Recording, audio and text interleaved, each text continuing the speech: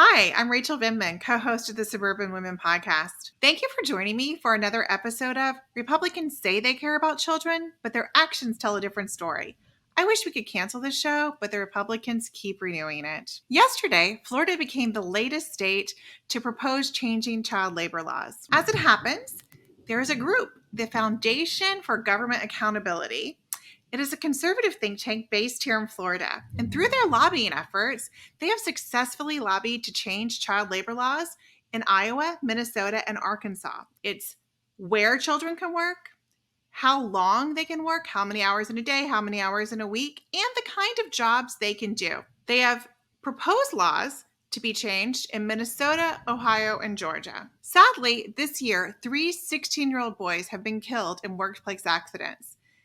Their jobs included working at a sawmill, operating heavy equipment at a landfill, and cleaning machinery to process poultry. I think we can all agree these are not jobs 16-year-olds should be doing. But it's also about the hypocrisy.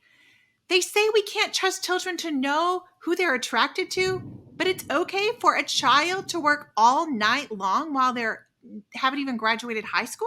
They think children shouldn't be able to read books that have objectionable content, but it's okay for them to work 40 hours a week. They banned the word gay from classrooms, but they think it's okay for a 16-year-old to crawl into a machine that processes poultry in order to clean it. In reading through the proposed Florida bill, I was struck by every time the bill said the word child, they want to change it to minor, which I can only assume is because it's difficult to say you're protecting children when you're allowing them no restrictions on the kind of work they can do. Proponents of these laws say that it's about parental rights and allowing a parent to decide when and where their children can work. But I think Newt Gingrich said the quiet part out loud in 2011 when he spoke to a group at Harvard, and he said, and I quote, "Really poor children in really poor neighborhoods have no habits for working and have no one around them who works. So they literally have no habit of showing up on Monday." This is an effort to give people a false opportunity and then point to them and deny them benefits when they do not avail themselves of that opportunity. It's about providing big businesses with cheap labor in an effort to lower wages for everyone. And it's fundamentally about the wealthiest people among us paying for policies that keep them wealthy, and they're very happy to use our children as pawns. Our researchers here at Republicans Say They Care About Protecting Children, but their actions tell a different story, did some digging, and they also learned a few other things about the Foundation for Government Accountability. This group lobbied in Wisconsin to reduce the requirement for employers to provide insurance to their employees.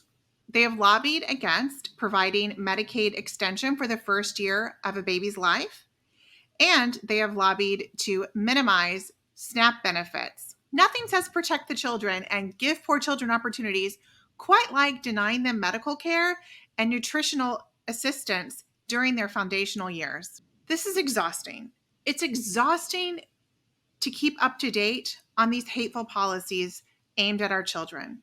It's exhausting to know how many people do not care about anyone other than themselves.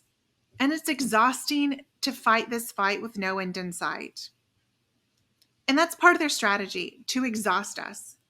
So take a power nap, grab a coffee, and your ride or die friends, and stay in this fight, because we cannot allow our children and our future to be part of these power games.